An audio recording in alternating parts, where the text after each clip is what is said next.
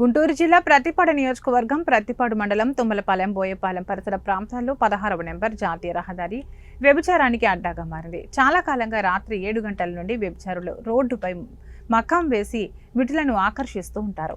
తుమ్మలపాలెం, చిన్నకుండ్రుపాడు, బోయపాలెం గ్రామాల పరిధిలో సాగుతున్న ఈ వ్యాపారానికి వ్యభిచారుల మధ్య పోటీ పెరిగింది. దీంతో ఎప్పుడూ అక్కడ ఉండేవారితో పాటు కొత్తవారు కూడా వస్తూ ఉండటం, విటులు కొంతమంది అటువైపు మొగ్గు చూపడం వ్యభిచారుల మధ్య విభేదాలు కారణమైంది. ఈ ప్రాంతం మొత్తం వారే ఉండాలి, ఎవరు ఉండకూడదు అనేవి దాంతో ఇరు వర్గాల మధ్య అభిప్రాయ భేదాలు రావడంతో ఈ క్రమంలో వ్యభిచారులు 2 గ్రూపులుగా విడిపోయి ఈ పరిస్థితి జాతీయ రహదారిపై హిజ్రాల తాకిడి కూడా పెరిగింది. ఈ రోజు హిజ్రాలతో పాటు మహిళా పోలీస్ స్టేషన్ కు రావడం వెలుగులోకి వచ్చింది. వ్యభిచారులు అంతా కూడా మంగళగిరి ప్రాంతానికి చెందిన వారిగా గుర్తించారు. ప్రతిపాడు పోలీస్ స్టేషన్కి వచ్చి చార్జ్ తీసుకున్నానండి. నా దృష్టికి కొత్తగా వచ్చిన విషయం ఏంటంటే, హైవే పక్కన కొందరు వేశ్య వృత్తికి అలవాటు పడి చాలా ఇబ్బందులు పెడుతున్నారని తెలిసింది.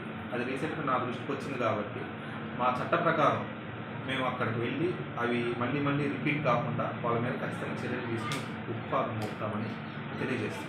అంటే వాళ్ళు కేసు కట్టడం లాంటి ఏదైనా జరిగిందా సార్? కంప్లైంట్ ఇవ్వడం జరిగింది కదా? ప్రస్తుతానికైతే వాళ్ళు చెప్పారు, కానీ ఆ కంప్లైంట్ ఇవ్వండి అమ్మా కేసు కడతానంటే మేము ఆలోచించుకొని చర్చించుకొని వస్తామని చెప్పారు. ఈరోజు సాయంత్రం కూడా వస్తుంది, రిపోర్ట్ ఇవ్వండి అంటే మేము ఫైనల్గా ఒకసారి మాట్లాడుకొని వస్తాము అని చెప్పారు.